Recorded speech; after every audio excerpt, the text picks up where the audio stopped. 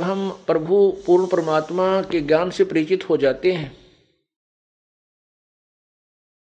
उस समय इस मन को हम कैसे मारते हैं, कैसे इसका जो बचाव करते हैं, इससे क्या बताते हैं।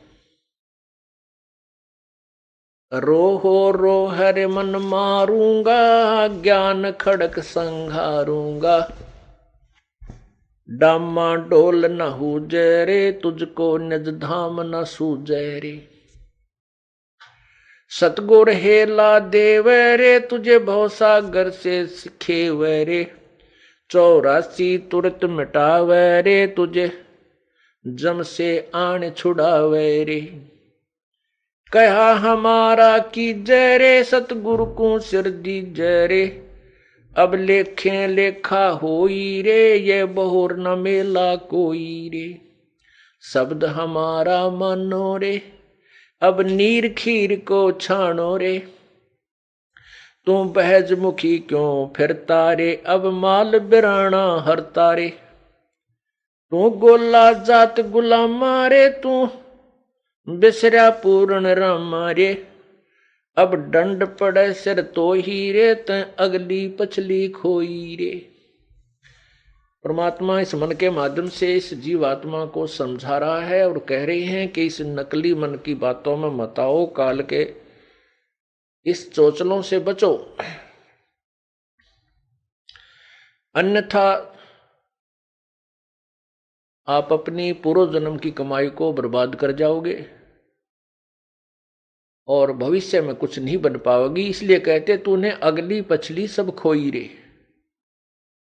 पीछे वाली जो पूर्वजन्म की कमाई थी, जिसके कारण तुझे मानव शरीर मिला, इससे आपने आगे और पुण्य कमाने थे, परमात्मा का नाम लेना था, पुण्य करने थे, पूरे सतगुरु की शरण ग्रहण करनी थी। वो ना करके इस मन के अधीन हो करके और यहीं बीड़ी शराब मांस तंबाकू सांग सिनेमा में देख जाग के कोठी बंगले कार खरीद के इसको बर्बाद कर रहा है, अपनी पूर्व जन्म की कमाई को, और भविष्य की बना नहीं रहा। क्योंकि यदि भक्ति कर रहा है तो शास्त्र विरुद्ध कर रहा है, वो भी व्यर्थ है। तू गोला जात गुलामा रे, तू बिसरा पूर्ण रामा रे। कहते मन तू निकम्मा हो गया और उस पूर्ण परमात्मा को भूल चुका है। दंड पड़े सिर तो ही रे, ते अगली पिछली खोई रे।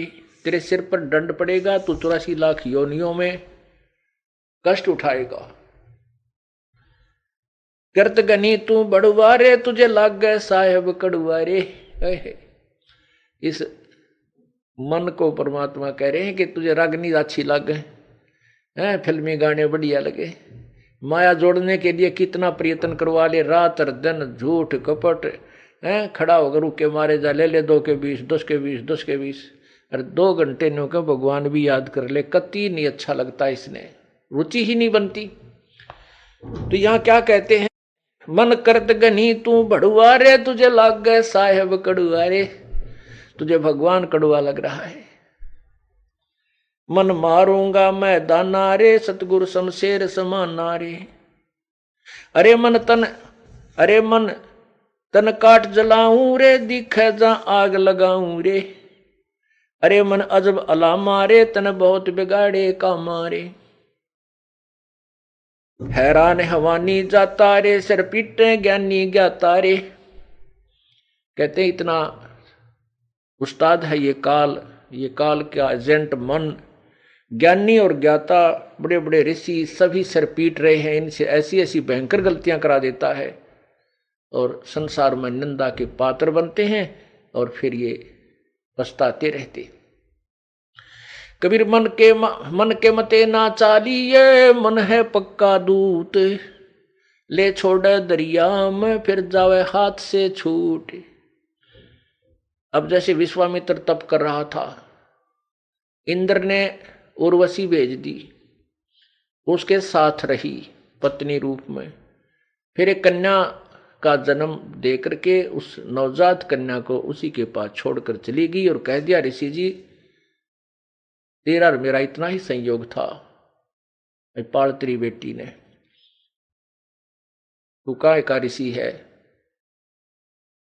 घर से चला था, क्या करने के लिए, और यहाँ कर बैठा क्या, ऐसा कहकर वह निकल गई।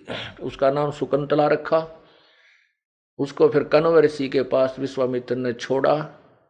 उसके बाद फिर साधना की, फिर ब्याह करवाया।